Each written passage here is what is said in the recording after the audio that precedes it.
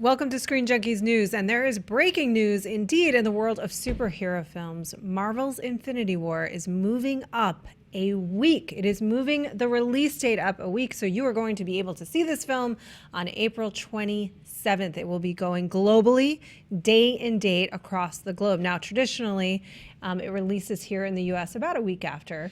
Right. This was always going to go internationally in a lot of markets on April 27th. There's a lot of reasons why movies don't open day and date sometimes in other regions. Sometimes it could be they have completely different distributors. It could be because there's piracy issues in other countries.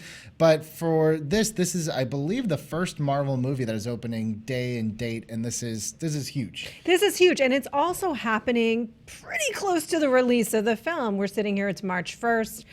This gives us a month and 3 weeks to wait Right. for this movie. I know exactly how long we have to wait to see this movie, and so do you. But there is a curiosity factor. First, let's talk about, of course, Marvel went big with the marketing and how they revealed this. It was basically an exchange of tweets between Robert Downey Jr. and the Marvel Studios Twitter account. Yeah, very fun. He was like, they posted something like, excited to see Infinity War, and Robert Downey Jr. saying like, can I see it early? Sure. Can I bring my friends? Sure. Hey, the whole world is my friend. Can I bring my friends? All right, Mr. Stark, you got it. We're moving it up a week. I think this is a very smart move for Disney. I think Infinity War, more than almost any other Marvel movie, they have said like this is going to have major repercussions on the Marvel Cinematic Universe, to the point where they can't even tell us what the title of Avengers 4 is until we see 3. So to release it a week early in a different country, I think spoilers are going to be a huge part of why this is happening. I think, in a word, spoilers is largely why they are doing this. Marvel head honcho Kevin Feige has said that like big things are going to happen. We're imagining deaths. We've got a little Deadpool going on. We'll get to Deadpool in a minute, about who's going to die in Infinity War and what the implications will be in terms of the title of the next film. And they don't want this getting out there. So they don't want the international audience to have a weak leg up on us and getting those spoilers out there. We're all going to go on Twitter and get spoiled at the same time that Thursday night, I would imagine. So I would watch out for those spoilers. It's a smart move. I have to imagine the opening is going to be huge. Another reason they may be doing this, we talked about this before, is they're moving away from Deadpool. They're moving a little further ahead to get some room before Deadpool and Solo, their own movie. And they are moving closer to both Black Panther, which is it's nearing 800 million worldwide right now, massive hit. So they're going to capitalize on that. And they're moving a little further away, a little closer to A Wrinkle in Time, which is going to be released on March 9th. A Wrinkle in Time, I'm going to look that up. Early in March, A Wrinkle in Time, which is getting some mixed early reactions. Yeah, I think this is a combination of a couple things. First and foremost, I do think that in terms of just having the conversation around Avengers, they want it to be something global instead of, the conversation starting, but then a large chunk of the audience is not going to be involved in that, social media scores, all that kind of thing. I do think that maybe they think that Wrinkle in Time may underperform. But another thing that I think is that, a lot of times these Marvel movies are spaced out. The last time something was even kind of that close was Age of Ultron and Ant-Man, which was separated by a couple months. By that point, Age of Ultron had already started to end its theatrical run. In this case, I think Black Panther is overperforming in contrast to what maybe their expectations were.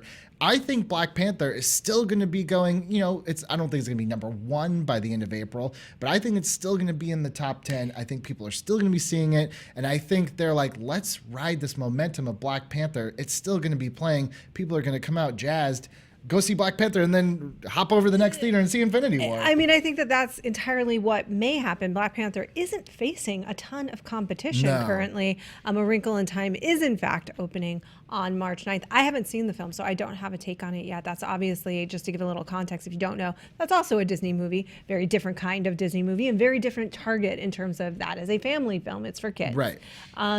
But, however, if they are planning on selling the story of Disney as a global phenomenon, which, by the way, you don't have to sell that story, it is, Black Panther's massive success, which I do see continuing, you're right, it just goes right into Infinity War, and then they're the whole story, so that they're creating so much momentum into Deadpool coming out, you know, it's a little hard to unseat that potentially, especially if the movie's great. We don't know if it is or it isn't yet. And if it does have these kinds of implications that will really get people talking and excited to go again and again and again at the theater. It's also interesting because a lot of us thought that maybe they would push Solo back into that classic December spot. Yeah. But then when we found out it wasn't moving, it seemed odd that there wasn't that much of a gap between that and Solo. Part of me wonders, and I'm putting my tinfoil hat on Let's here, put 'em on. If they think maybe Solo actually might perform a little bit better than everyone. You know, everyone seems to doomsday this thing like it's not gonna perform like you think it is. Maybe it will. Maybe maybe it will do better than they thought, and they're just trying to give it a little bit of room. Yeah, so that Infinity War doesn't swallow Solo, and the Solo has an opportunity. I mean, the fact of the matter is, if you thought Solo was going to be a bomb, you had the perfect excuse. Oh, we just cannibalized our own audience. Infinity War swallowed it. But in a weird way, I wonder if this shows even just a hint of, confidence in Solo. Yeah, I mean, I'm curious, but it's also if it's also clearing the decks a little bit for Sure. Solo, because Solo is going to be competing with Deadpool, and so maybe they are trying to give it a fighting chance. Look, as we've said before, I have a ton of respect for the decision making that happens at Disney. They are smart. They know how to market their movies. They generally know how to make really good movies. Not everything is perfect, and that's the way it is. But if they are doing this, it is with absolute intention and purpose. It's interesting that it is being announced this late in the game, but perhaps that's also with intention and purpose, because here we are talking about Infinity War with about a month and 3 weeks. Yeah, part of me wonders how long this plan has been in place. Probably since after the Super Bowl, I would think, because I think that would be a good time to announce we're moving up our date if they knew at that point. But again, the thing that's interesting about moving this date up is it's not that they're like, hey, this movie's better than we thought. Let's get it out there sooner. It's very much has to be in support of either Solo or Black Panther, or to, kind of help wrinkle in time a little bit. I think it's a little bit column A, a little bit of column B. It makes sense. It's a little bit of everything and a lot. One word: spoilers. They do not want this movie being spoiled across the globe. So I'm pretty excited. I'll admit, here's another reason why this is a great move. I was already pretty excited to see this film. My curiosity factor has gone up that much more. So they're getting exactly what they want out of this, which is, as Disney do, everything.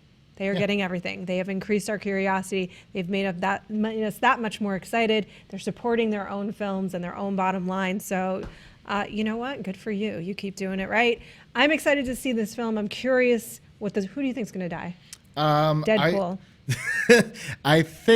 I think we may see the end of either Cap or Bucky. I think you can have one, but you can't have both. That's what I think. I'm saying we'll probably lose Cap. We may lose Tony.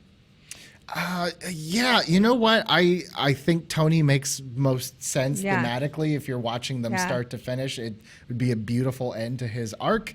I don't know if they're going to do that or not, because it's Robert Downey Jr. It's Robert Downey Jr. Let us know what you think in the comments below about this move. Do you think that there was a strategy to it? There obviously is. What do you think that strategy is? Are you more or less excited to see Infinity War at this point? And who do you think is going to die?